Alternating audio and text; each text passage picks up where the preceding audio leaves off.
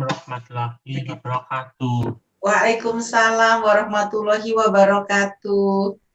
Selamat sore kepada para peserta kelas diskusi Akademi Ability yang diselenggarakan oleh Publikasi APK. Selamat sore juga kepada narasumber yang saya hormati. Terima kasih juga kepada Harian Surya yang telah melihat di channel YouTube Surya. Terima kasih sudah meluangkan waktunya untuk mengikuti kelas diskusi pada hari ini. Kelas diskusi Akademi Ability pada hari ini mengusung tema advokasi hak dan kewajiban APK serta orang tuanya yang diisi oleh Ibu Trita Kemalgani MBA. Beliau dikenal sebagai tokoh pendidikan Indonesia, founder dan CEO LSICOM LSPR, singkatan dari London School Public Relations dan LSCAA, singkatan dari London School Center for Autism Awareness. Sejak tahun 2008, LSPR telah menggalang kampanye berkelanjutan dalam menggugah kesadaran masyarakat terhadap autisme melalui program LSPR Cares for Autism. Bentuk pengabdian kepada masyarakat ini kemudian secara formal dilembagakan menjadi divisi London School Center for Autism Awareness yang disingkat LSCAA, yang membuka layanan konsultasi dan pelatihan secara berkala. Selain itu, berbagai riset juga telah banyak dilakukan untuk memahami dan menjelaskan bagaimana autisme dari sudut ilmu komunikasi. Di sini saya Cafi bertugas menjadi moderator yang akan memandu jalannya kelas diskusi Akademi Ability pada sore hari ini. Selanjutnya saya akan menjelaskan dengan singkat overview Yayasan Peduli Kasih APK. Yayasan Peduli Kasih APK berdiri sejak tanggal 4 April 2012 dengan tujuan mendukung partisipasi aktif APK melalui peran orang tua dan masyarakat. Yayasan Peduli Kasih APK selalu melibatkan orang tua selain membantu APK-nya sendiri. Jadi Yayasan Peduli Kasih APK memang bukan tempat pelatihan sekolah.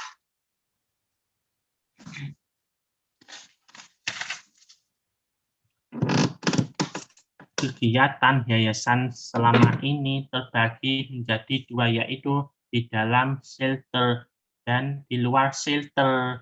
Namun karena COVID, kegiatan saat ini terbagi menjadi online dan offline seperti dalam slide ini.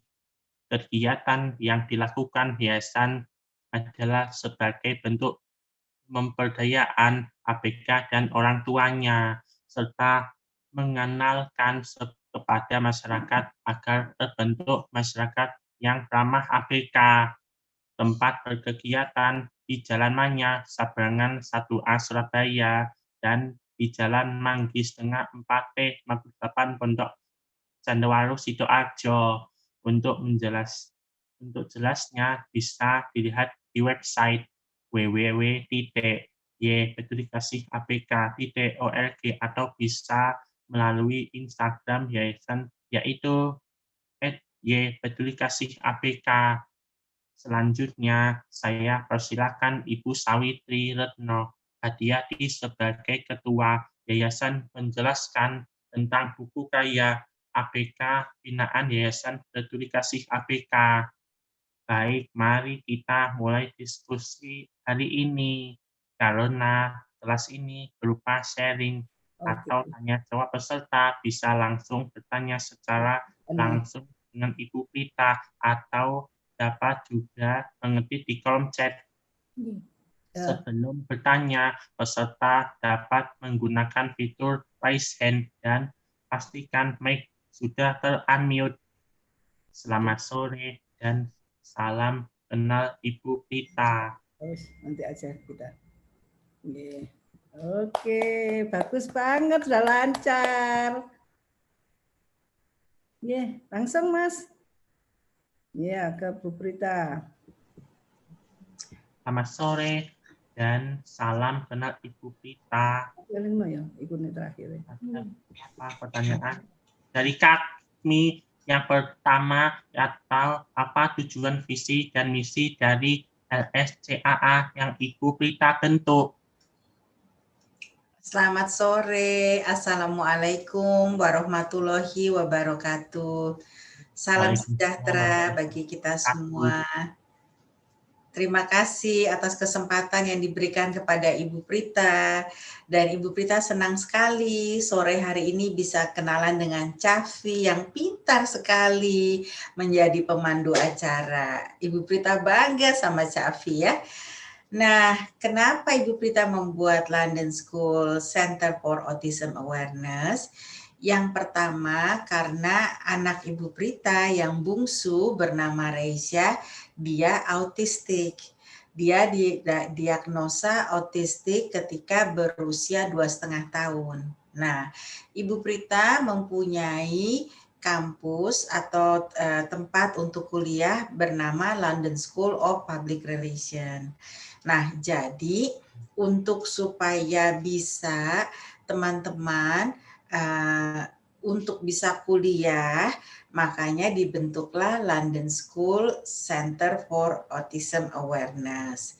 Pada waktu itu juga banyak sekali orang-orang yang belum paham tentang orang-orang berkebutuhan khusus, khususnya autistik. Jadi kalau mau pergi ke restoran, mau pergi ke toko, mau pergi naik bus atau naik kereta api, semuanya seperti belum paham. Nah, oleh sebab itu dibuatlah Center for Autism Awareness untuk supaya masyarakat lebih tahu lagi, lebih paham tentang orang-orang berkebutuhan khusus, khususnya autistik. Gitu, Cafi. Makasih Bu Prita. Nah, pertanyaan berikutnya, pelatihan apa saja yang ada di sana dan bagaimana menentukan atau mengenali potensi daripada individu autisme di sana, misalnya minat dan bakatnya. Apakah ada batasan usia untuk masuk ke sana? Tidak ada batasan usia, tapi bolehkah Ibu Prita memberikan presentasinya para program apa saja ada di sana? Oke. Bu Prita. Terima kasih, Cafi. Sama-sama.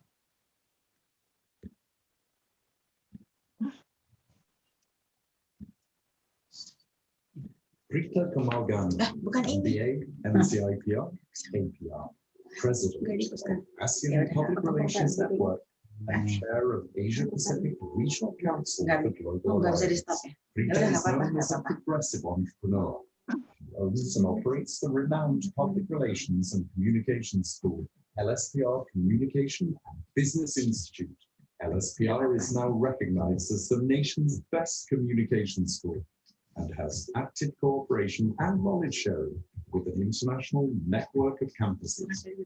Prita won an ASEAN People's Award at the 2015 ASEAN Summit. From 2011 to 2014, Prita was the first ever female chairperson of Perhumas, the Public Relations Society of Indonesia. And for her contribution to the world of public relations, Prita was chosen as Public Relations Public Figure of the Year by the Indonesia Press Company Federation, or SPS. Rita was also one of Ernst & Young's entrepreneurial winning women, class of 2015, and is the delegate at large for Asia on the executive board of the Global Alliance for Public Relations and Communication Management.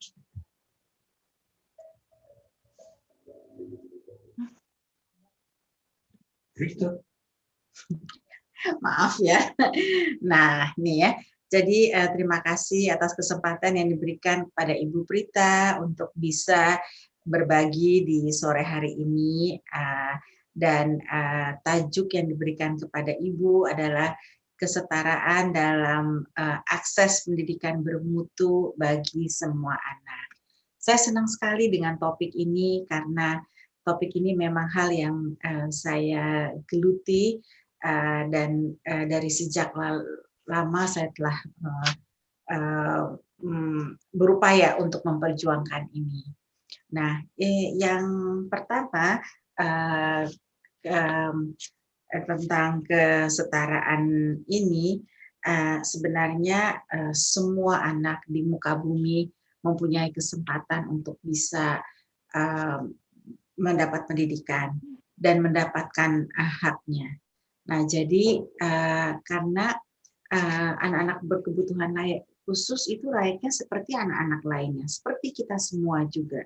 Kita juga butuh pendidikan, kita juga butuh perhatian, kita juga butuh untuk berteman, kita juga butuh untuk berkegiatan, dan kita juga butuh untuk bisa berkembang.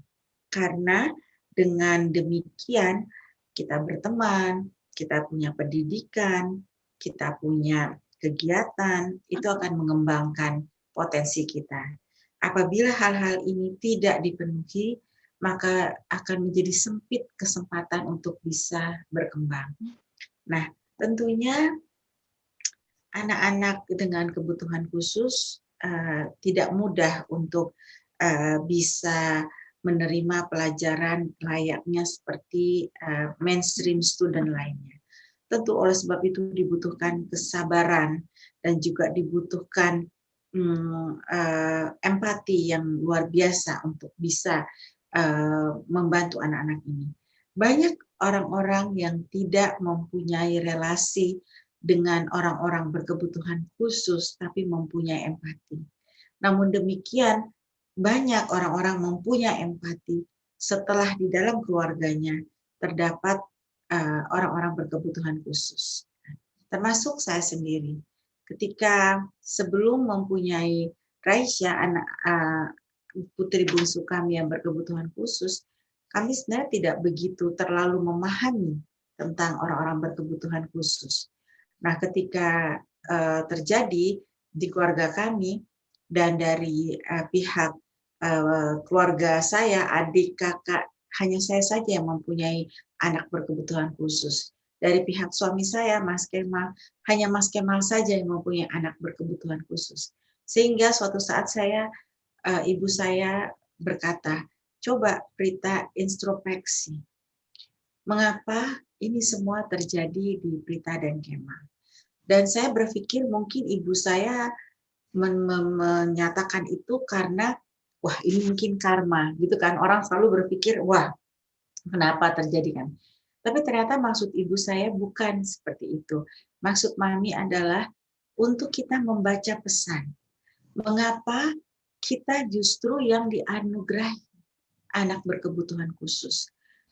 Pasti ada pesan di balik itu. Nah, pesan itu setelah saya berpikir, oh ya, saya ini mempunyai kampus, khususnya bidang komunikasi, ada profesor, ada doktor, ada student, ada dosen, semuanya menggeluti ilmu komunikasi. Tapi saya mempunyai anak yang tidak bisa berkomunikasi. Dan saya mempunyai kesulitan untuk berkomunikasi dengan anak saya. Nah, disinilah pesan itu terdapat. Nah, disitulah asal muasal mengapa saya mendirikan London School for Center Autism Awareness. Kemudian tentunya anak-anak berkebutuhan khusus seperti kita pahami semua ada tingkatannya, ada yang mild, ada yang moderate, ada yang severe. Kebetulan yang dialami anak saya, Reisha, adalah yang severe autism, yang lumayan berat karena dia non-verbal dan juga developmental disorder. Nah, tentunya tidak mudah buat orang tua untuk bisa melalui hari-harinya, karena apalagi pada saat terutama ya anak-anak berkebutuhan khusus ini rasa cemasnya sangat tinggi. Dan ketika rasa cemasnya itu sangat tinggi, bisa tantrum, bisa menangis, bisa banyak hal ya. Dan tentunya hal ini semua bisa diatasi dengan apabila kita terus melatih untuk bisa mengungkapkannya, ya. Nah, tentunya perlu juga untuk latihan-latihan. Nah, anak-anak berkebutuhan khusus tidak hanya spektrum autism, tapi juga bisa dikatakan tunanetra, tunalaras, tunarungu, tunaganda, tunagrahita, tunadaksa, dan juga gangguan lainnya seperti ADHD, dysleksia, pididinos, dan lain-lainnya. Semuanya sama, ya. Mereka semuanya anak-anak yang butuh kasih sayang, yang butuh perhatian. Di dalam undang-undang Kementerian Perempuan dan Anak-anak nomor 35 tahun 2014, kebetulan waktu itu menterinya adalah Ibu Linda Gumelar, yang menyatakan bahwa anak-anak berkebutuhan khusus mempunyai hak yang sama, ya. Jadi tidak boleh disisihkan, tidak boleh ditinggalkan. Jadi kalau mau naik pesawat harus boleh, ya, karena dia mempunyai hak yang sama dengan penumpang lainnya. Untuk misalnya berenang di kolam renang umum harus boleh, karena dia juga punya hak yang sama sebagai warga negara. Jadi untuk itu hal ini harus kita perjuangkan, ya. Kadang-kadang banyak hal yang terjadi kendala sehingga anak-anak kita tidak mendapatkan kesempatan. Nah, kemudian pendidikan untuk anak-anak berkebutuhan khusus, khususnya yang dewasa. Kalau di pendidikan formal telah disampaikan oleh Pak Menteri Pendidikan bahwa semua sekolah formal, pendidikan formal harus inklusi dari TK, SD, SMP, dan SMA. Namun demikian tidak dengan perguruan tinggi. Dan pada waktu di SD, SMP, SMA, semua siswa berkebutuhan khusus, khususnya yang butuh pendampingan, itu bisa berada di guru pendamping, bisa berada di dalam kelas. Namun ketika menjadi mahasiswa, tidak bisa lagi ada guru pendamping di dalam kelas. Nah, tentunya akhirnya banyak dari sahabat-sahabat ABK yang tidak melanjutkan kuliah, jadinya di rumah karena tidak bisa mempunyai pendamping di dalam ruangan. Nah, oleh sebab itu LSPR membentuklah London School Beyond Academy. Nah, London School Beyond Academy ini di sini lebih banyak prakteknya, ya, di mana langsung ditunjukkan apabila ini menjadi desain grafis atau membuat sablon, semuanya dilihat dari kesukaan masing-masing. Dan yang lebih penting lagi, diajarkan untuk berteman. Karena anak-anak kita ini mempunyai kesulitan untuk bisa berteman. Nah, bisa berteman, mempunyai motivasi untuk pergi ke sekolah, selain belajar juga untuk bertemu dengan teman-teman dan juga dengan dosen dan guru-guru. Nah, tentunya pelatihan yang diberikan pada anak-anak autistik ataupun anak-anak berkebutuhan khusus lebih langsung kepada prakteknya. Banyak sekali hasil dari praktek ini yang membuat anak-anak bisa menjadi mempunyai percaya diri karena hasil dari pekerjaan mereka. Misalnya ini bisa dilihat kegiatan memotret.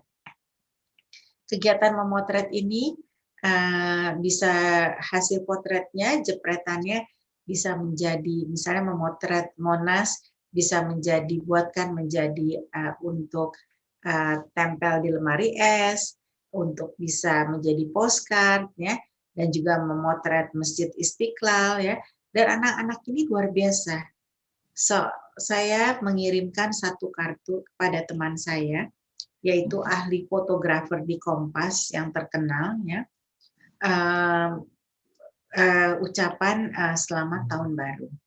Tapi kartu tersebut ada bentuk masjid Istiqlal yang mana hasil dari student di LSBA. Lalu teman saya itu menelpon saya, luar biasa bagus banget ini fotonya. Karena di situ dibilang di fotonya yang memotret adalah student autistik berusia 28 tahun, ya, namanya Dani. Terus ini luar biasa anak ini karena bisa memotret, melihat, memperlihatkan semuanya. Jadi orang yang memahami seni fotografi itu tahu bahwa foto ini diambil siang hari ketika lohor, melihat dari awannya, kemudian melihat dari terangnya, terus kemudian diambil dari angle sebelah mana. Menurut ini sangat luar biasa. Kita mungkin melihat foto ini biasa-biasa aja gitu ya. Nah, begitu juga biasanya lukisan juga begitu, hanya sekedar lukisan ada 4 domba. Tapi kalau kita lihat domba ini matanya sangat friendly, tenderness, ya, ada love inside dan saling terkoneksi. Berarti domba-domba ini juga ingin berteman seperti pelukisnya, ya. Nah, hal-hal yang seperti ini yang harus bisa kita baca dari hati dan melihat secara keseluruhan. Kemudian juga di sini untuk melibatkan kegiatan di sekolah, olahraga, yang mana semuanya mendapat peran. Kalau semuanya dapat peran, semuanya terlibat, terjadi koneksi, ya. Nah, ini yang paling penting dan ini harus terus dibangun supaya bisa berteman, ya. Nah, kemudian kunjungan juga, ya, anak-anak ini juga kita semua senang kalau bisa berkunjung. Nanti kalau misal hasil dari kunjungan itu pemahamannya berbeda-beda, nah itu juga sama. Mahasiswa mainstream pun kalau berkunjung juga yang dilihat juga beda-beda gitu ya. Nah, tapi yang penting bisa ada kebersamaan, bisa menjaga diri, bisa kembali berkumpul, dan bisa menikmati suasana di museum, ya, dan kunjungan lainnya. Dan kemudian kemah, ini juga kemandirian. Sesungguhnya orang-orang dengan autisme ada 3 hal yang perlu diperhatikan untuk bisa mengendalikan autistiknya atau mengendalikan semua kendala-kendalanya. Yang pertama harus bisa mandiri. Mandiri dalam banyak hal. Mandiri itu tidak hanya cukup bisa mandi sendiri, makan sendiri, bisa berjalan, tapi mandiri dalam sesungguhnya dapat benar-benar mandiri. Kemudian yang kedua harus bisa menolong dirinya sendiri. Tahu kapan ada bahaya, tahu ini tidak boleh, tahu ini tidak dilakukan, ya. Itu dapat menolong dirinya sendiri. Dan yang ketiga harus bisa menolong orang lain. Nah, kalau 3 hal ini bisa dicapai oleh orang-orang dengan kebutuhan khusus, ini sangat luar biasa. Namun satu saja yang bisa dilakukan itu juga baik. Mandiri saja sudah bagus. Kemudian menolong diri sendiri aja sudah bagus. Menolong orang lain lebih bagus lagi. Dan tidak harus mulai dari 1 mandiri, 2 menolong diri sendiri, 3 menolong orang lain. Yang ketiga pun menolong orang lain dulu juga boleh, ya. Itu banyak hal yang bisa dilakukan. Nah, kemudian anak berkebutuhan khusus ini juga harus senang dipuji, ya. Begitu dipuji, jadi ada percaya dirinya. Senang diberi apresiasi, ya. Senang juga untuk ditonton, ya. Mereka juga punya hal yang keinginan-keinginan yang sama dengan kita manusia biasa. Nah, untuk bisa mencapai kesempurnaan atau tingkat kesempurnaannya itu yang bisa kita lihat. Untuk seorang anak-anak berkebutuhan khusus sangat sulit untuk bisa mencapai ini. Mungkin buat kita hal yang mudah, ya. Nah, kemudian integrasi itu penting. Nah, di LSPR sangat beruntung sekali akhirnya untuk bisa mempunyai London School Beyond Academy. Jadi mahasiswa di LSPR itu dijadikan buddy. Siapa yang ingin berteman dengan teman-temannya yang autistik dari London School Beyond Academy akan mendapat non academic point, ya. Jadi mereka berlomba-lomba, dan ketika dibuka siapa yang mau jadi volunteer itu sekali dibuka bisa 800 orang, sampai bingung mau mentorin siapa, ini mau badinya siapa, karena begitu. Nah, untuk bisa mencapai situasi ini LSPR butuh 2 tahun untuk memperkenalkan lingkungan seperti apa anak-anak autistik, dan kemudian seperti apa mereka, ya. Terus apa yang harus kita lakukan, bagaimana menerima mereka, dan apa rewardnya. Semua manusia senang kalau ada rewardnya. Kalau nggak ngapain, orang adik kakak aja, coba ayo kalau bantu adik nanti mami kasih ini, gitu ya. Ayo kalau nanti mau bantu kakak nanti kakak kasih ini. Pasti orang suka reward. Nah, dengan reward itu mereka semua berlomba, dan akhirnya timbullah empati dan kasih sayang. Dan akhirnya anak-anak ini biasa, kalau biasanya di LSPR itu, kalau kampus-kampus lain mungkin nggak ada bel. Karena di sini ada teman-teman yang juga berkebutuhan khusus, kita masih pakai bel. Nah, kalau temennya yang ABK belum belum bergerak untuk bel, mereka rame-rame ngajak untuk itu. Ketika teman-temannya itu misalnya sedang tantrum, ya, nanti ada temennya yang bilang, oke, jangan marah-marah pakai mulut, ayo coba marahnya pakai WA aja, kamu WA aku aja, kamu ngomong apa aja sama aku, kamu marah apa aja, tapi WA aja, jangan pakai ini, gitu ya. Terus kemudian ketika mulai fisik, ketika mereka marah, dan temannya juga diajarkan, ya, bersama-sama dosennya untuk bisa menghandle, bukan diliatin, bukan dibully, malah di-encourage, ya, untuk tidak melakukan itu lagi, atau untuk mengeliminasi keparahan dari tantrum itu, sehingga tempat di LSPR itu menjadi tempat yang kondusif, ya. Nah, akhirnya kita banyak sekali menjadi contoh dari untuk sekolah-sekolah di Jepang, di Korea, dan juga kampus-kampus lainnya yang mencontoh. Nah, dengan demikian akan banyak anak-anak berkebutuhan khusus lainnya yang mempunyai kesempatan untuk bisa kuliah dengan aman, tanpa dibully, tanpa mendapat diskriminasi, dan lain sebagainya. Nah, ini bisa dikasih lihat sedikit, ya, video tentang LSBA.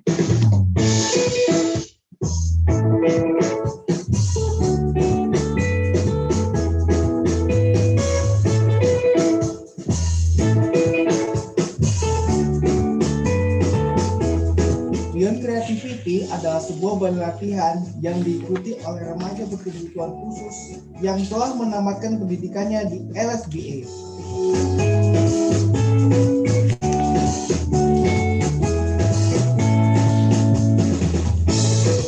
Berbekal keterampilan yang telah didapat, kami telah dapat menghasilkan beragam hasil cetak, baik teknik sabel manual maupun cetak mesin.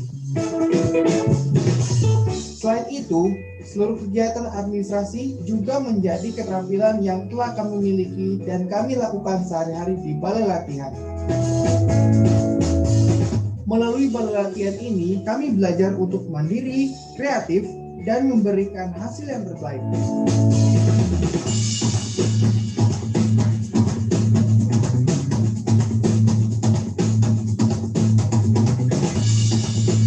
Kami berbeda, tetapi bukan berarti kami tidak bisa. Enjoy our creativity.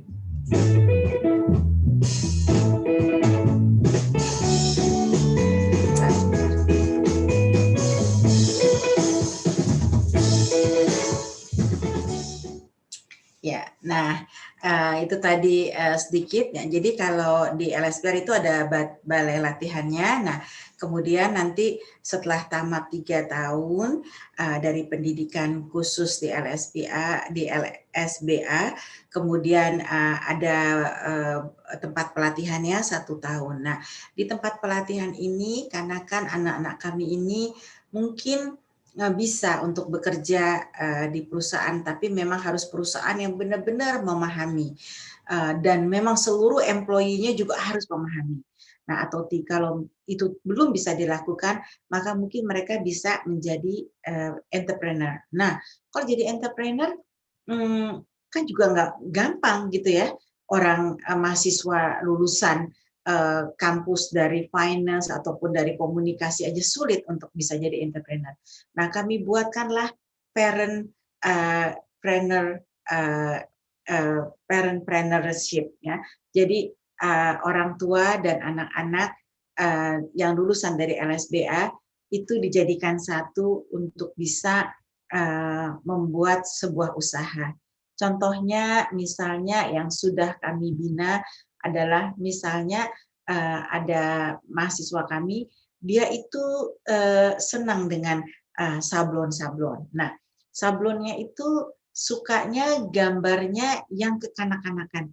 Ya, walaupun dia usianya sudah 20 tahun lebih, tapi dia suka dengan gambarnya. Akhirnya ibunya berpikir bagaimana kalau kita membuat perlengkapan bayi dan anak-anak.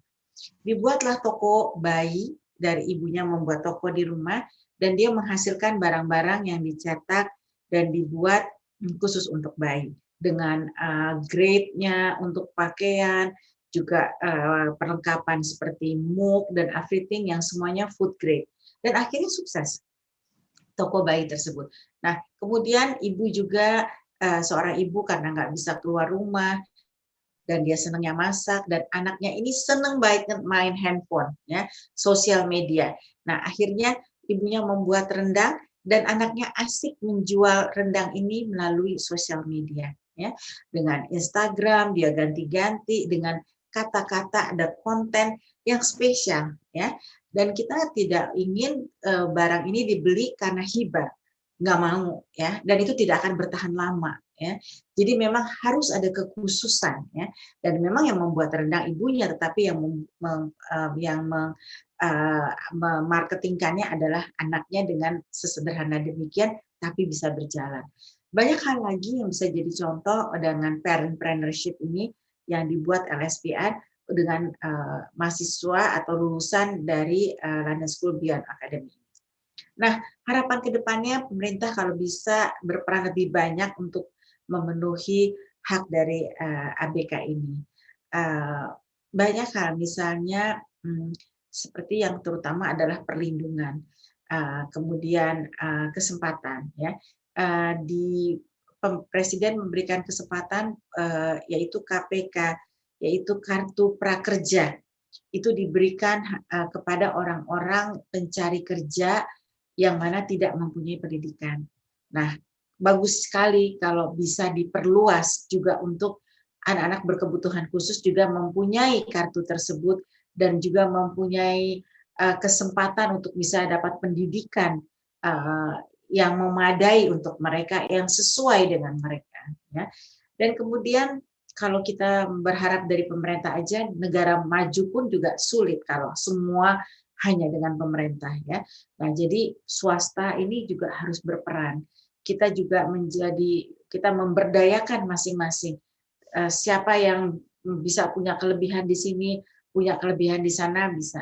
Misalnya seperti pemerintah menyarankan semua sekolah harus inklusi. Tetapi pemerintah belum menyiapkan guru-guru untuk bisa mengajar anak-anak yang inklusi. Hasilnya apa? Ya kacau, ya. Nah, oleh sebab itu LSPR bersama teman-teman kita semua membantu mentraining guru-guru, dan kami sudah dari tahun 2008 mentraining guru-guru dengan berkesinambungan untuk bisa memahami, mengelola, dan juga memberi pelajaran kepada anak-anak berkebutuhan khusus. Dan itu sudah 3.600 guru yang telah kami training dari tahun 2008 ya hingga sekarang. Jadi sudah hampir 13 tahun, ya. Dan sekarang ini alhamdulillah di Indonesia orang sudah semakin paham dengan anak-anak berkebutuhan khusus. Tapi kita tetap terus harus menjadi the voice of the voiceless. Anak-anak kita yang nonverbal tentu tidak bisa mengungkapkan keinginannya, apa yang dirasakannya, ya. Dan oleh sebab itu kita harus bisa menyampaikan kepada masyarakat dan membentuk masyarakat yang ramah dengan ABK, yang memahami ABK. Ya. Terus juga kita dapat memperjuangkan ABK mempunyai hak yang sama di Indonesia. Kan kadang-kadang hanya di mulut aja ya, atau hanya basa-basi aja haknya sama. Tapi ketika misalnya dalam memilih, pasti yang dipilih belum tentu anak-anak kita. Jadi oleh sebab itu kita harus perjuangkan. Dan kemudian tiada orang lain yang bisa lebih dekat dengan anak-anak kita selain orang tuanya sendiri. Anak-anak kita yang masih mempunyai orang tua, apakah itu orang tua yang sejahtera atau prasejahtera, itu sangat beruntung. Karena orang tua kasihnya itu tak terbatas. Ya. Pasti akan memperjuangkan apapun juga. Namun lebih sedih lagi kalau anak-anak itu tidak ada lagi orang tuanya. Jadi itu juga harus menjadi perhatian kita bagaimana untuk bisa membantu mereka dan memahami mereka. Dan saya sempat mendapat video di mana ada 4 orang anak otistik berada di panti asuhan, yang mana pengelolanya tidak mengerti bahwa anak ini harus mempunyai makanan yang khusus ya, karena masih pukul-pukul, masih bentur-bentur, karena tadi memakan semua makanan yang dimakan oleh orang-orang yang ada di dalam panti asuhan. Kemudian juga treatmentnya ya dianggapnya jadi seperti seperti bandel, seperti susah diatur, karena tidak tahu bagaimana caranya untuk mengelola ini dan menghandle ini. Nah, ini perlu perhatian dan kita semua untuk melakukan ini, dan ini juga tanggung jawab dari kita semua. Jadi saya pikir itulah anugerah yang bisa saya dapat dengan adanya Reisya. Demikian disampaikan, mohon maaf apabila ada kata yang salah ataupun hal-hal yang tidak berkenan. Semoga ini menjadi bermanfaat dan semoga kita semua bisa bersama-sama untuk anak-anak kita tercinta. Demikian disampaikan. Wassalamualaikum warahmatullahi wabarakatuh. Waalaikumsalam. Cafi, Ibu Prita sudah selesai. Wabarakatuh. Apa Ibu Prita? Apakah di LSBA juga menyediakan asrama Ibu Prita untuk siswa yang dari luar kota? Lebih praktis jika ada asramanya sekalian ya Bu, Ibu. Saat ini belum ada asramanya, tapi ini mungkin ide bagus juga, Cafi. Namun Ibu demikian, Ibu Prita mau mencoba untuk membuat perkemahan untuk anak teman-teman ABK agar bisa bersama-sama berkenalan, berkegiatan dalam waktu yang singkat, belum yang waktu yang lama. Nanti kalau sudah terbiasa, timnya mungkin bisa ada asramanya. Cafi, bantu doa ya. Amin. Dalam situasi pandemi seperti sekarang ini, bagaimana pelaksanaan proses belajar mengajar di sana? Apakah tetap ada? Tetap ada, tapi semuanya online. Karena tidak boleh kan mengadakan tatap muka. Jadi caranya biasanya semua yang melalui online tetap untuk praktek. Jadi bahan-bahan prakteknya telah disiapkan terlebih dahulu. Misalnya hari ini untuk memasak tempe goreng. Nah, nanti orang tua diberitahukan dulu apa saja yang disiapkan. Kemudian besoknya misalnya kita membuat poster gitu ya, membuat frame foto, apa saja yang perlu disiapkan. Nah, semuanya ikut nanti bisa lihat secara online juga gitu. Syarat apa saja yang harus dipenuhi untuk masuk ke dalam LSBA? Kemampuan wajib seperti apa ya Ibu? Nah, saat ini nanti Ibu Prita akan mengembangkan lebih luas lagi. Tapi saat ini yang persyaratan yang utamanya usianya minimum 18 tahun. Jadi sudah dewasa. Yang kedua, paling nggak harus bisa membaca seperti Cafi, ya. Terus kemudian bisa berhitung yang sederhana. Kemudian bisa tenang di ruangan kelas, ya. Bisa duduk dalam waktu yang cukup. Kemudian yang ketiga bisa mandiri, bisa pergi ke toilet sendiri, bisa kembali ke kelas dan seperti itu. Namun demikian, sebenarnya banyak juga teman-teman kita yang masih butuh pendamping. Nah, di masa yang akan datang, Ibu Prita akan mencoba memberikan kesempatan bagi teman-teman yang butuh pendamping untuk tetap bisa kuliah di LSBA. Nah, mungkin nanti Cafi doakan setelah pandemi, apabila memungkinkan kita bisa memulai dengan teman-teman yang masih memerlukan pendamping.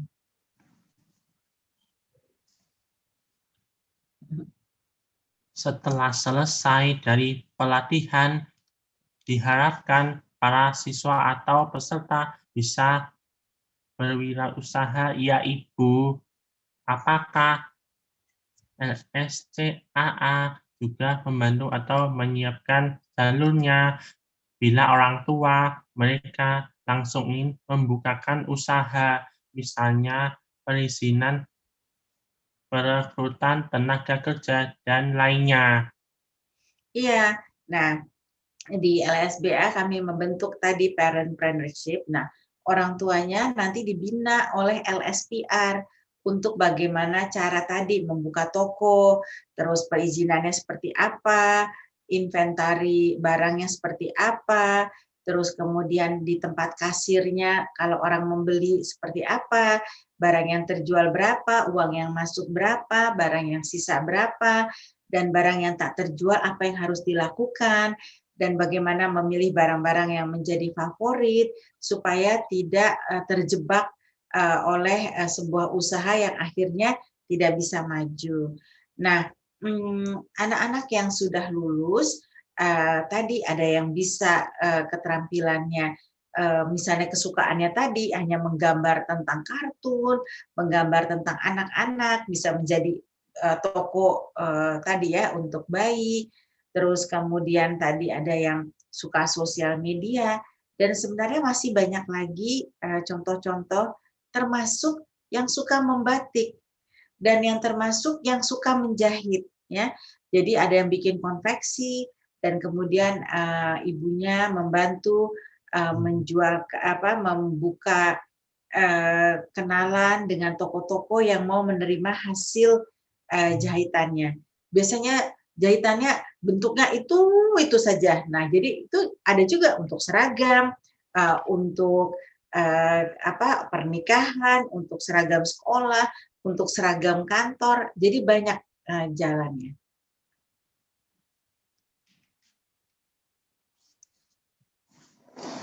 Bagus sekali ya Ibu Prita, program pelatihan di sana mantap.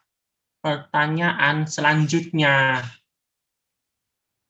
Orang tua saya sempat kesulitan waktu akan membuka rekening bank untuk saya pribadi. Kami diharuskan menyerahkan surat penetapan pengadilan selain syarat lainnya. Apakah di LSCAA juga diajarkan sebagaimana untuk mengurus tentang perbankan atau birokrasi lainnya? Iya, dibantu karena di LSPR ada Center for Entrepreneurship. Di situ ada bagian legal, ada bagian finance, bagaimana tata cara membuka account di bank, terus kemudian bagaimana cara menghitung yang sederhana, terus kemudian juga ada bantuan tadi untuk izin domisili, bagaimana cara mengerjakannya, terus kemudian izin usaha, ya, dan juga untuk perpajakannya, NPWP, ya, itu ada di Center for Entrepreneurship. Jadi dibantu oleh tim itu untuk tim LSBA dan orang tua. Memang saat ini paling sulit membuka rekening di bank. Ibu Prita sendiri juga susah. Sekarang banknya minta A, B, C. Karena apa, Cafi? Karena sekarang banyak penipuan yang melalui perbankan. Jadi bank sekarang sangat hati-hati sekali. Pertanyaan selanjutnya, Ibu, bagaimana kesempatan bekerja di lembaga atau perusahaan, baik swasta ataupun pemerintahan untuk individu autisme yang memiliki potensi tertentu, walaupun tidak seperti orang kebanyakan lainnya? Apakah memungkinkan, ya Bu? Apakah di Indonesia sudah ada? Tentunya pasti mungkin. Karena anak-anak ABK ini juga mempunyai keahlian khusus. Misalnya di hotel, kalau ABK itu lebih telaten ya dalam melipat taplak, memasang spray, serbet, ya, mengaturannya di laundry itu sangat baik sekali bisa. Nah, namun perusahaan itu harus mempunyai tim yang mana timnya itu employee harus memahami, karena sahabat-sahabat kita, anak-anak kita ini kadang mudah terdistruksi oleh hal-hal yang tidak dipahami oleh orang-orang. Misalnya apa karena suara, apa karena hentakan, apa karena bahkan bau ya. Anak ibu kalau ada bau bakwan, bau apa gitu dia mulai bereaksi ya. Jadi ada bau-bau tertentu yang dia nggak suka justru ya. Dan kemudian jadi hal tersebut harus dipahami. Jadi kalau kemampuan sih udah pasti bisa tak terkalahkan. Bahkan juga seperti kalau menyusun gondola di supermarket, rapi sekali anak-anak kita. Terus kemudian juga di ASEAN Sekretariat menyusun buku-buku, filing-filing di rumah sakit, bisa. Tapi pada saat mereka mengerjakan itu, pada saat lingkungan itu juga harus bisa mendukung. Jadi saran Ibu Prita memang harus perusahaan-perusahaan itu diberi insentif. Seperti di Belanda dan di Jepang, kalau perusahaan-perusahaan yang bisa menerima ABK sebagai pegawai, maka perusahaan itu diberi insentif potongan pajak. Nah, potongan pajaknya besar sekali, sehingga di perusahaan tersebut diutuslah 1 atau 2 orang untuk mensupervisi sahabat-sahabat kita atau anak kita yang ABK yang bekerja di sana. Karena kalau dilepas akan sulit sekali, meskipun anak tersebut high function, apabila tidak lingkungannya disiapkan. Di Indonesia, keberadaan ABK hak dan kewajiban kami masih minim perhatikan dan dijamin oleh pemerintah, tidak seperti di negara maju lainnya. Orang tua masih harus berusaha sendiri-sendiri dalam hal advokasi untuk kami. Bagaimana dengan Ibu? Persiapan apa yang Ibu lakukan untuk putri Ibu? Ya, salah satunya yaitu saya pengennya putri saya nanti menjadi ibu guru. Nah, tentu realistiknya ibu guru itu harus bisa menulis, bisa membaca, bisa berhitung. Kalau enggak, tentu enggak bisa. Dan sementara putri saya sudah berusia 17 tahun dan belum memiliki kemampuan tersebut. Tapi saya tidak putus asa, karena dia bisa berenang dengan sangat baik sekali. Jadi dia bisa menjadi ibu guru renang, karena tidak perlu membaca, tidak perlu menulis, dan tidak perlu berhitung. Mungkin dia bisa menghitung nafas dan jumlah bolak-balik. Kemudian dia suka melukis, dia bisa menjadi ibu guru melukis tanpa harus menulis. Ya. Dia punya ketajaman warna yang bagus sekali, ya.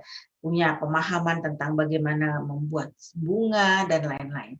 Jadi saya siapkan untuk itu, karena kalau terus-menerus melatih dia untuk membaca, menulis, kemudian berbicara, maka hal-hal lain yang dia bisa akan menjadi tertinggal. Gitu.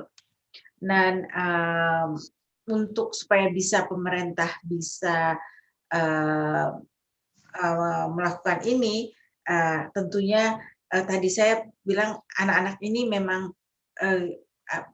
pemerintah harus memberikan perhatian, tapi bukan perhatian dalam hal iba atau kasihan. Jadi pemerintah harus mengetahui bahwa yang diupayakan ini sudah sebaik-baiknya. Kebetulan staf khusus Presiden Angki Yudhistira adalah lulusan LSPR. Dia adalah tunarungu yang juga special need. Bayangkan seorang tunarungu bisa kuliah S1, S2 komunikasi dan bisa menjadi juru bicara presiden, yang mana dia mendengar itu melalui membaca bibir. Ya. Jadi bisa dikatakan bahwa hal-hal tersebut bisa menjadi hal yang untuk kita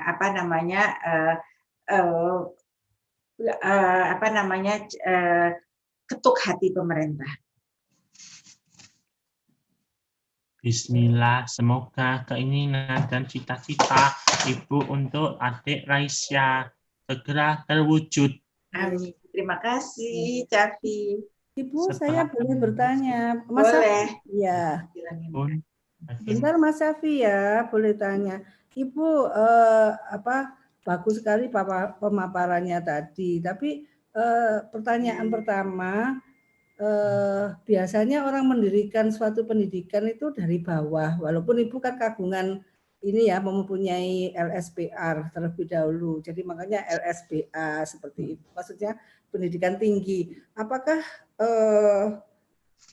jadi pertanyaannya, apakah Ibu kenapa kok tidak dari bawah? Maksudnya dari pendidikan anak usia dini yang pertama.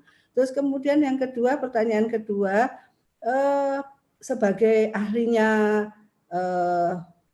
public relation, saran apa Ibu kepada kami para DPO ini ya, Disabled People Organization, apalagi yang grassroots ya Bu, yang menengah ke bawah ini, supaya advokasi hak dan kewajiban ABK maupun orang tua ABK ataupun pemerintah terhadap ABK dan sebagainya itu bisa terwujud. Itu tahapan-tahapannya bagaimana Bu? Terima kasih.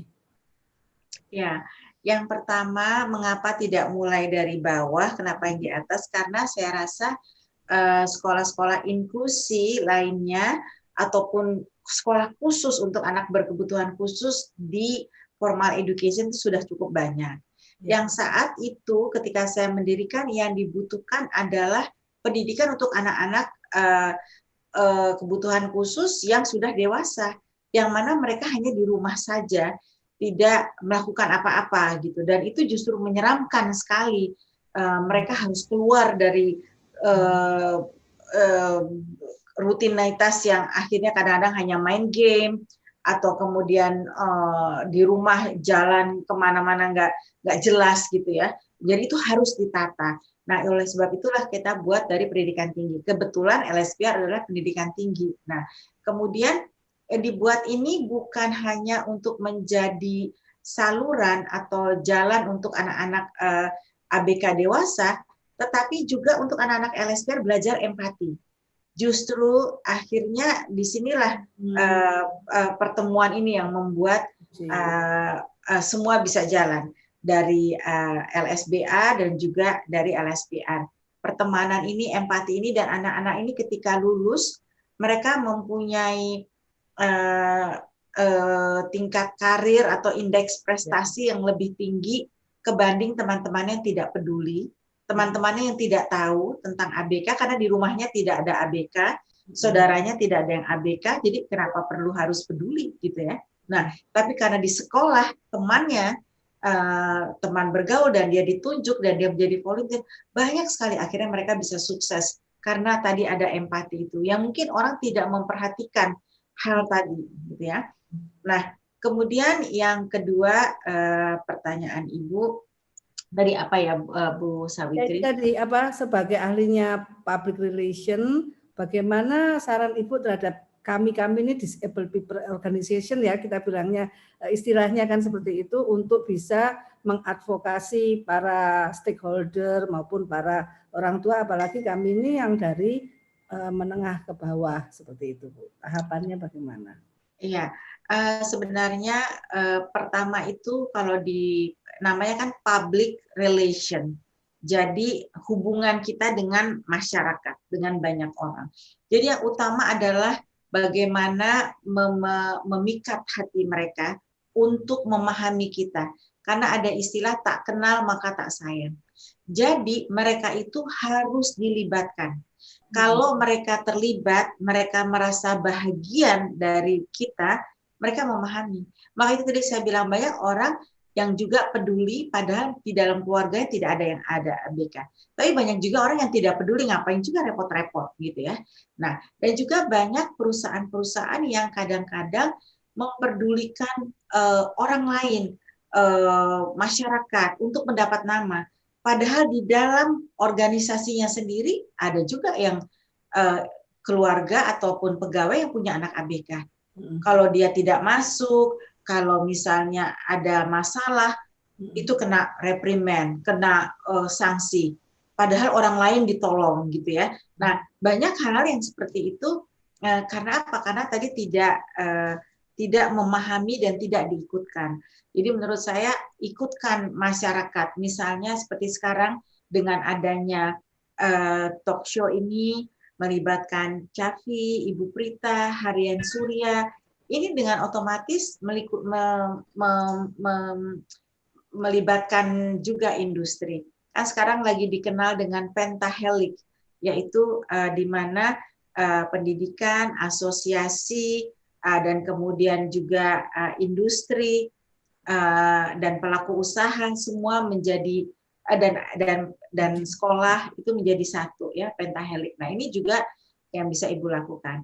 Dan kemudian juga yang pertama, anak-anak ini yang berada di bawah kita ini punya motivasi dan punya sense of dignity. Itu penting sekali.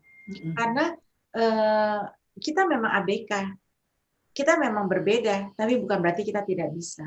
Itu harus selalu terus dikumandangkan dan di-training sehingga mindset-nya seperti itu. Dengan demikian, orang juga akan berpikir, oh iya ya, ada kelebihannya. Kayak tadi anak saya, oke, dia nggak bisa baca, dia nggak bisa, tapi dia bisa melukis. Saya nggak bisa berenang, Bu Sawitri. Anak saya berenang 20 meter, main dengan dolphin ya. Sepupu-sepupunya banyak yang takut air gitu ya. Dia bisa main segway, dia bisa naik sepeda, kakaknya naik sepeda takut gitu ya. Jadi banyak hal yang sebenarnya yang tadi kita tampilkan. Dan yang terakhir, bagaimana pemerintah untuk bisa terketuk. Dan saya rasa di pemerintahan Pak Jokowi ini, beliau sudah sangat memperhatikan gitu ya, walaupun mungkin belum sampai ke tempat kita.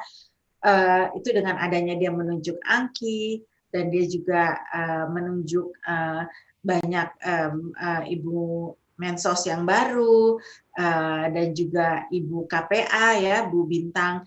Nah, mungkin karena sekarang ini pandemi, mungkin belum banyak hal-hal yang bisa mereka lakukan dan terkonsentrasi pada COVID ini. Tetapi sesungguhnya efek dari COVID ini banyak sekali terhadap anak-anak kita, karena nggak bisa keluar ya, berada di rumah, dan orang tua yang bekerja dan anaknya nggak bisa sekolah dan ada di rumah, itu luar biasa perjuangannya. Dan kemudian juga selain dampak itu mungkin juga mengenai vaksin ya, saya sudah berupaya kalau bisa anak-anak kita ini juga didahulukan, karena kan mereka juga rentan untuk ini dan akan sulit gitu ya apabila ini terjadi gitu. Jadi saya juga sudah sounding ke sana ke sini untuk bisa anak-anak kita ini diberi kesempatan juga untuk mendapat vaksin. Tapi insya Allah vaksin bisa segera ada, vaksin Nusantara, vaksin Merdeka, vaksin gotong royong. Nah, mudah-mudahan bisa terkendali.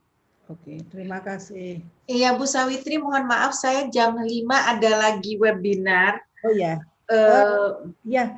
Ini saja Bu, kami tadi Mbak minta tolong. Jadi memang ini Mas Safi saya mengungkapkan sebentar tentang buku ya Bu, tentang anak berkebutuhan khusus yang sudah dewasa, dia sudah bisa menuliskan. Jadi ini Andre dan Isyati serta Bu Siti Fatimah ini sudah menuliskan perasaannya, pengalamannya dalam sebuah buku. Jadi monggo diapresiasi, harganya 80.000 di luar ongkos kirim. Oke, ya. Boleh nanti. Nanti bisa ada di sini ya, nanti dikirim. Oke, boleh. Terus kedua kami akan insya Allah membuat pameran Bu. Insya Allah tanggal 21 Maret, jadi hasil karya, kan tadi saya cerita ada yang offline tetepan kan, jadi yang offline itu membentuk tim yang solid, sehingga kita hanya 5 orang, tapi 2 batch, sehingga akhirnya jadi 10. Ini mereka membuat karya, jadi apapun coretannya akhirnya dipercantik dan sebagainya menjadi sesuatu yang fungsional, yaitu wall hanging, dompet, tas, dan sebagainya. Ini insya Allah kami buka tanggal 21 Maret dan penutupannya 4 April, tapi sebetulnya terus-menerus bisa beli baik online maupun offline, nantinya ada keterangan lebih lanjut. Terus kemudian kami juga akan menyampaikan bahwa tanggal 10 itu ada acara dengan Zoom dengan Bu Ria Enes, tanggal 14 Maret dengan Bu Krisdina, insya Allah Bu, yang akan memberi sebagai pemateri. Tanggal 15 Maret dengan Bu Endri Kurniawati. Silakan Mas Syafi menutupnya, Nak. Terima kasih Bu Sawitri. Ya. Terima kasih Syafi. Maaf Ibu Prita harus jam 5 ada itu lagi. Ya, Mas Syafi sebentar Bu minta tolong diberi kesempatan Mas Syafi menutup. Saya. Iya, Nak. Ya. Tiba saatnya di penghujung acara, Bapak Ibu sekalian, kami sangat berterima kasih atas partisipasinya di acara webinar ini. Atas nama panitia penyelenggara, kami memohon maaf atas kata-kata atau kendala teknis kami yang kurang berkenan, khususnya saya yang masih dalam taraf belajar untuk menjadi moderator. Terima kasih kepada Ibu Sawitri yang sudah memberikan kesempatan ini. Semoga ilmu yang kita dapat hari ini bermanfaat bagi kita semua, dan sampai bertemu webinar Akademi Ability yang akan datang, yaitu. Sudah tadi Nak, sudah saya. Terima kasih, Caki. Assalamualaikum. Sampai jumpa. Waalaikumsalam warahmatullahi wabarakatuh. Iya, pinter ya, Cafi. Ya, tapi tambah pinter, tambah lancar. Iya, tambah lancar. Bagus sekali. Dua ini soalnya juga ya. Iya. Terima kasih. Terima kasih. Ibu. Iya, sama-sama. Assalamualaikum.